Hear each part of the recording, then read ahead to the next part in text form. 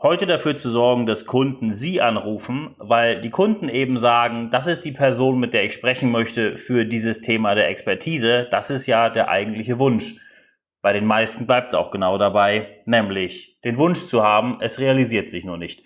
Der Punkt ist jetzt, wie kann man das Ganze umsetzen? Und da haben wir heute jemanden hier, der nicht nur im Bereich Business Networking Bestseller für die Financial Times geschrieben hat, sondern auch Autor des Buches The Go-To-Expert ist. Herr Townsend kommt aus England, hat sich für uns Zeit genommen und wird hier gleich ein paar Fragen beantworten, wie man denn zu genau dieser Person wird, genau zu dieser Expertise tragenden Person, mit der alle sprechen wollen. Da, wie bereits erwähnt, Herr Townsend aus England kommt, wurde das Interview in englischer Sprache durchgeführt.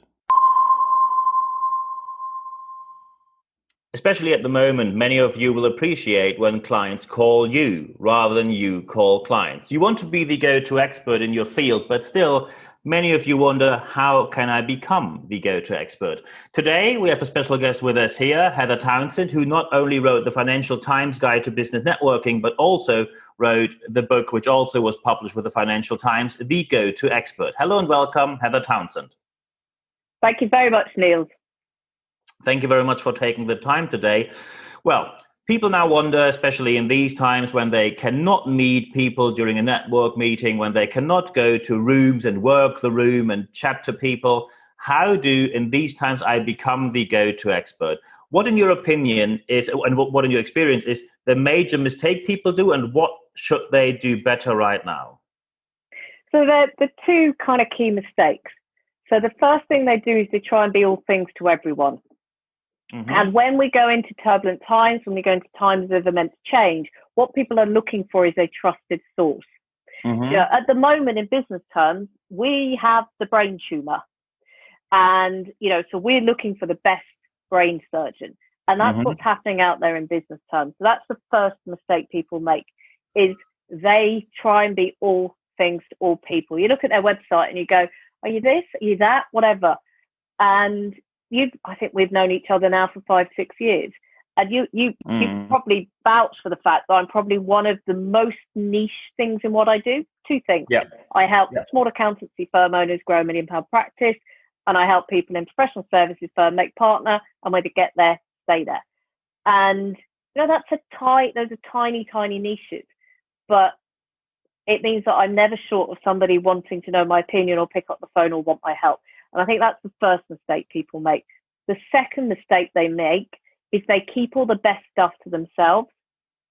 Now, I've always had a philosophy that you put the best stuff out there, you put your best stuff out on social media, and you invest heavily in content marketing. Mm. You know, and actually, McKinsey found in a recent survey that B2B sales, a B2B company, when they're looking for a supplier, is now more likely to look on digital channels than to ask a friend or a colleague. And I think that's an indication of the fact that we're now working from home so much. But that's the reality. So many people treat the online environment as either a place to sell, or they just kind of go, oh, I don't want to go there. And actually, if you really want to be found, you need those two things. You need to build a tribe online and to be known for something. And that means you've got to put effort into social media and the quality of your content and put your best stuff out there. Mm. So, of course, now some people say, well, putting my best stuff out there, I want to be paid for my best stuff. When I put my best stuff out there, don't I run the risk that it's a bit of a disappointment what comes after? Well, interestingly, if actually when you put your best stuff out there and you're a disappointment that stuff comes out there, you don't have enough best stuff. And I mean that absolutely seriously. If you're a real expert, you are an expert. So I know that if someone comes to me and says to me, oh, I haven't had time to do my business development, I can actually very, very quickly point out what are the issues, both at a tactical level, at a strategic level, and at a mindset level. And I can get there within 5 minutes.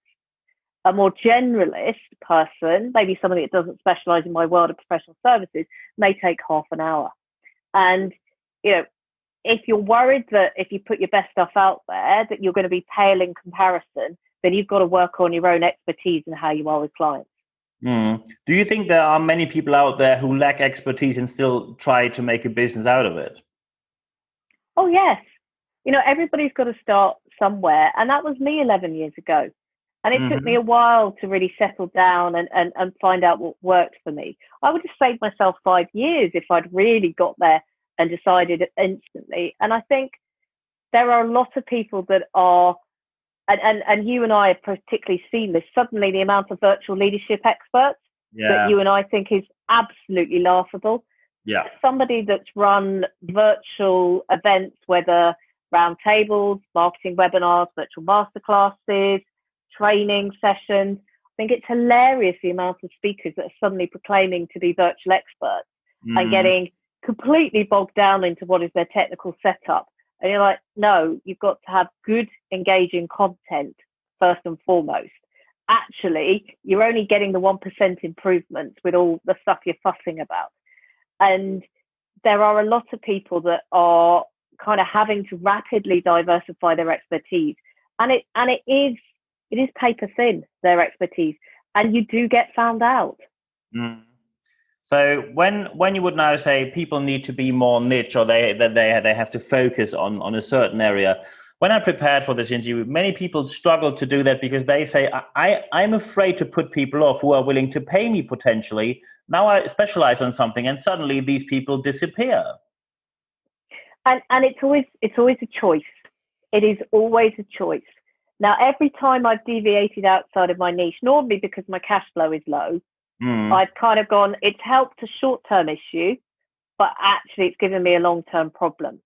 And there are times when I will step out of my niche. So one of the things that I'm deliberately developing at the moment is far more of my virtual leadership credentials, because I think it's essential now going forward. And I am deliberately expanding my niche into that world. And I'm reading the books, I'm going into depth, I'm making my own models. But I'm taking a strategic decision to do that. Far too often we take that as a short-term knee-jerk decision. You should always be looking ahead. You should always be looking at the trends. You should always be looking at the hot topics. And you should always be thinking, what does that mean for my audience? What does that mean for my niche? Now, none of us could have predicted what was going to happen. There were quite a few people saying we're due a pandemic and this is going to be the issue. But I don't think anybody could have really predicted it was going to happen this way. We're in uncharted territory. But normally we would get advanced knowledge of this sort of stuff happening. Normally you get enough time to sniff what sells. Normally you get time to make that movement. And if you're doing enough tribe building and you understand your audience and what are their real pain points, you're genuinely never short of a good lead coming away for the right stuff. So when we now talk about, so at first that is of course great advice. Now one of the emails I received when preparing for this podcast, and someone obviously already had the idea, I need to put my best stuff out there. But then that person, and of course, thank you very much for everyone emailing me, and of course I keep it anonymous. That person said, putting it out there is quite a struggle for that person. He said, so on the one hand, I should be on Instagram, then I need my Facebook profile, then I need my Facebook page. I, of course, have to post on LinkedIn. I have to tweet regularly and retweet and engage with people. Then I'm on different networks, maybe have a podcast on Spotify and Apple Podcasts and whatnot. How can I do my work besides putting my work out there, my best stuff out there? How do I do it properly, and where shall I go? And my view is you have to focus. So I always say to people, particularly, well, if you're a small business, I don't, in terms of, email is the best route out to your marketplace. And actually, if you're in the business of selling yourself, maybe as a freelancer, sole trader, small business, part of your marketing activity should be growing your platform. For most of us, that means email. And then I tell people you should ideally limit yourself to one, maybe two mediums. So for me, it's always written. I put some stuff on YouTube, but so many people have said to me, oh, you need a podcast, you need a podcast. I'm like, no, I don't need a podcast. This is all Me Too stuff. Where is my audience? What do they listen to? Where are they going to find me? Where are my SEO advantages? You've got to know your route to market. The next thing I say to people is social media, two channels at most that you really focus on. And actually, even though I've got 16,000 Twitter followers, I'm wrestling with do I close down my Twitter account? And that's a big thing for me. I used to be the Twitter queen 10 years ago. I was the expert on Twitter for one point. And actually, my audience is more on LinkedIn. That's where I focus my time. Yes, I have an Instagram account, but you're going to most likely see me putting pictures up of my gluten and dairy-free lifestyle because I get a bit of accountability from that. You're not going to see any of my work there. Facebook groups, we have them, but we use them for account management. We don't use them as a marketing technique. And this actually, all of this stuff says you've got to understand your audience and you've got to understand your channel to market, and then everything fits in place. Excellent. So, of course, when we now have someone who has a bit more experience, so let's say one of the people who emailed me said, okay, putting my best stuff out there is a struggle for me for one reason. I'm in business for 20 years. I see that the business is changing rapidly and I have to put my stuff out there. People want to have very specific advice on complex topics. And the honest answer to every question is it depends. But no one wants to read it depends. They all want to have a yes or no, correct or incorrect. How shall I deal with that dilemma that people want very specific advice in very complex environments, while at the same time it isn't really possible to give that advice specifically in short articles? And interesting, this is where you actually need to educate your audience in this instance. And that's a great topic that says, you can start, I can already see the SEO worthy stuff. People will put that into Google. And actually part of your answer needs to educate them on why there isn't a short answer. We always think that with today's world, it's all about the bite size, the snackable bit of content. But you've got to remember that your content is there to educate your ideal buyer through the buying journey. And actually it's about understanding what are they interested in? What are their key questions? And you've got to answer that. And if part of that answer is actually, yes, this is a good question. These are the things that go in. There is not a short answer. This is what people normally pay me to answer that in a way that is suitable for how you're working. Then put that in an article.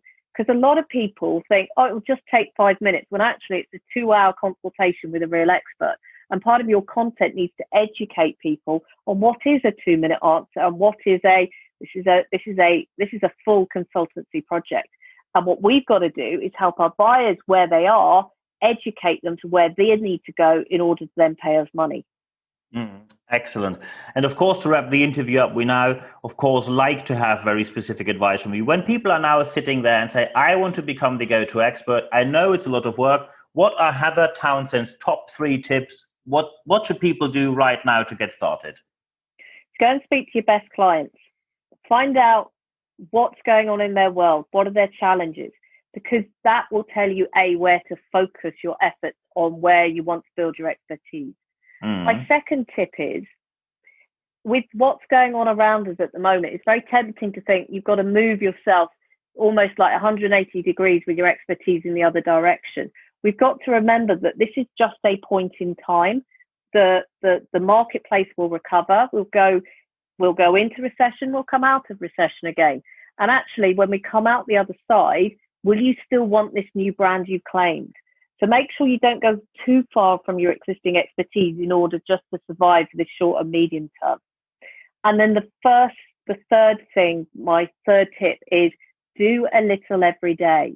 Whether that's putting something up on LinkedIn, whether that's writing something, put a little bit about building your expertise and thought leadership every day, because it's never one update that brings the client in. It's normally 5, 10, 15, 20 blog posts, a number of updates on social media, a number of podcast episodes,